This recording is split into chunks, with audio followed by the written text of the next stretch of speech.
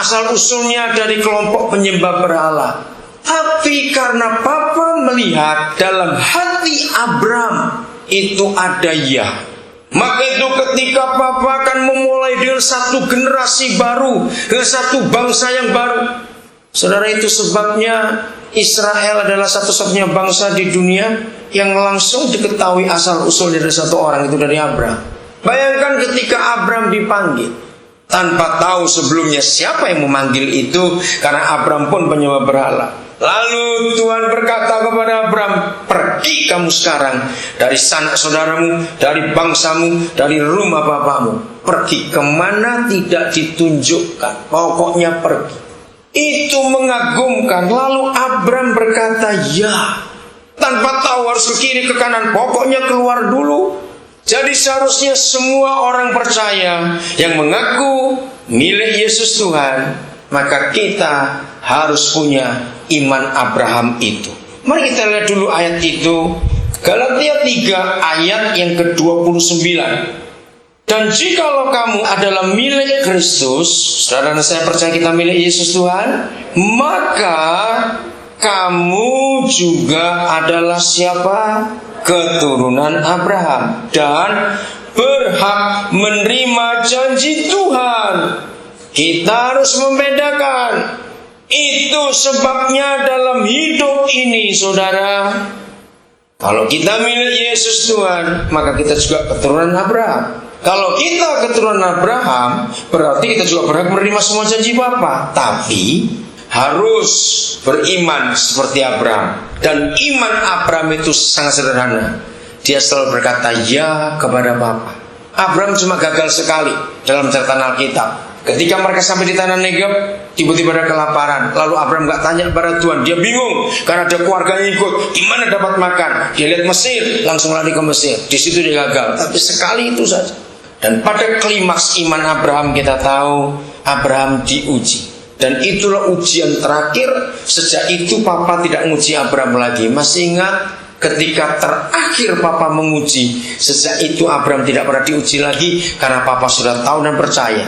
Ketika Ishak diminta, coba kita renungkan, kalau kita jadi Abraham, Ishak sudah besar, sudah remaja, dia menunggu 25 tahun pengenapan janji. Toto Tuhan minta untuk dikorbankan. Kalau saya berkata, oh pasti salah dengar ini. Tapi luar biasa, Abraham berkata ya, dan mereka pergi. Apa keuntungan kalau kita memiliki iman seperti ini? Selalu berkata ya kepada Papa, tidak kepada dosa. Berkata ya kepada Bapa, tidak kepada iblis. Saudara, percayalah, apa saja yang kita anggap sulit akan jadi mudah karena passwordnya itu. Maka itu mari kita periksa diri kita. Kapan terakhir kali saudara mengambil keputusan lalu akibatnya jelek sampai hari ini? Pasti ketika kita tidak pernah menggunakan password ini dalam kehidupan kita, karena kita membalikkan, kita berkata tidak kepada Bapa, tapi ya kepada si dosa. Terjadilah malapetaka dalam kehidupan kita ini. Maka itu jangan pernah kita menyalahkan siapapun juga dalam hidup ini. Kalau terjadi sesuatu yang tidak baik dalam diri kita, biar kita diam sejenak, kita memeriksa. Berapa hari yang lalu atau berapa tahun yang lalu aku berkata tidak kepada Papa, cuma aku gak tahu di bagian yang mana. Rendahkan hati kita, maka kita akan menemukan jawaban. Oh, di situ letaknya. Kita minta ampun, kita bertobat, maka Tuhan pasti akan mengampuni kita semuanya. Mari kita lihat contoh satu pribadi selain Abraham yang selalu berkata ya kepada Papa di surga. Itulah Yusuf. Dan saya kagum dengan saudara kita yang satu ini. Hebat sekali itu. Dalam hidup Yusuf tidak pernah keluar kata tidak untuk Papa. Dalam hidup Yusuf semuanya ya bagi Papa. Maka itu saudara, Yusuf adalah salah satu dari hanya 2 orang. Ini yang luar biasa. Yusuf adalah salah satu dari hanya 2 orang yang namanya tercatat di Perjanjian Lama yang tidak punya catatan dosa sampai mereka mati. Mengapa? Karena Yusuf selalu berkata ya kepada Tuhan dan tidak kepada dosa. Walaupun di dalam kesulitan dan himpitan dan tekanan dan ngeri sekali.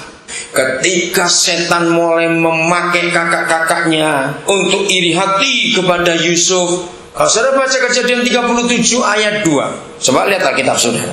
Kejadian 37 ayat 2. Kisah penderitaan Yusuf dimulai ketika dia masih sangat muda, yaitu umur 17 tahun.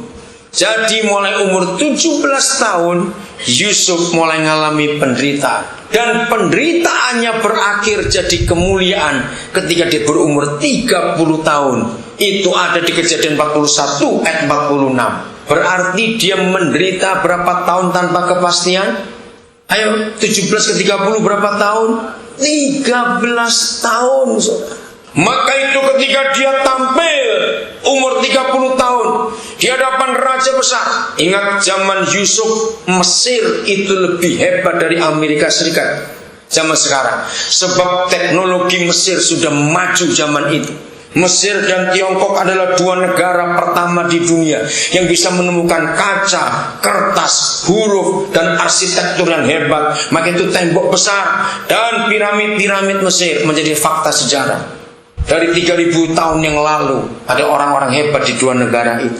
Ketika Firaun bingung, negara itu hampir hancur karena ekonomi, karena kelaparan. Saudara, waktu Yusuf tampil umur 30, ketika Firaun bingung karena dia mengalami sesuatu yang gak ada orang bisa menyelesaikan, dia panggil semua orang-orang pintar, pejabat-pejabat, bahkan sampai tukang-tukang sihir disebut begitu, ahli-ahli nujum, untuk menjawab kenapa dan bagaimana. Gak ada seorang pun. Firaun marah, siapa bisa menjawab?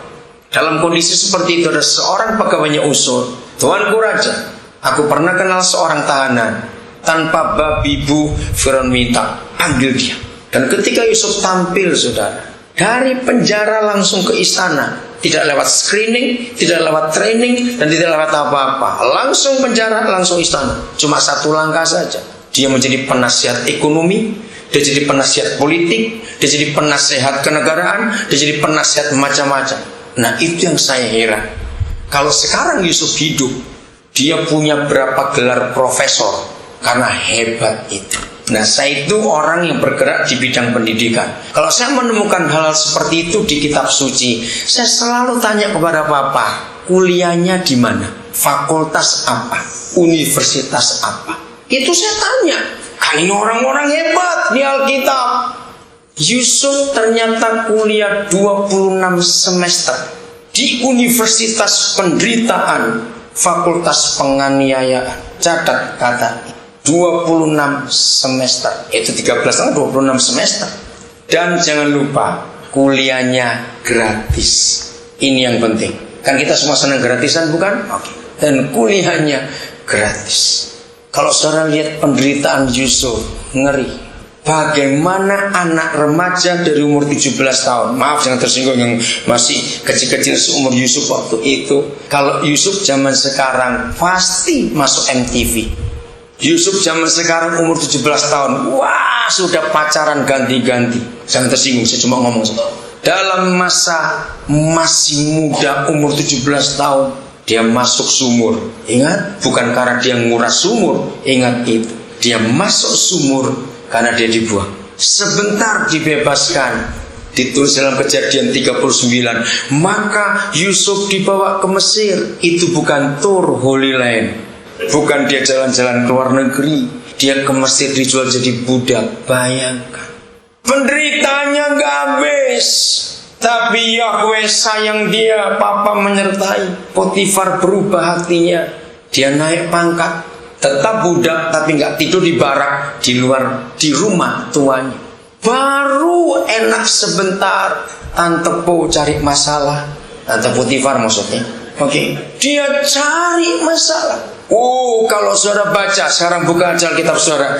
Kejadian 39 ayat 10 itu ngeri. Coba lihat Alkitab saudara. Dikatakan dari hari ke hari, tante genit kurang ajar itu godai Yusuf. tiap hari dari hari ke hari. Padahal asal usulnya dari kelompok penyembah berhala. Tapi karena Papa melihat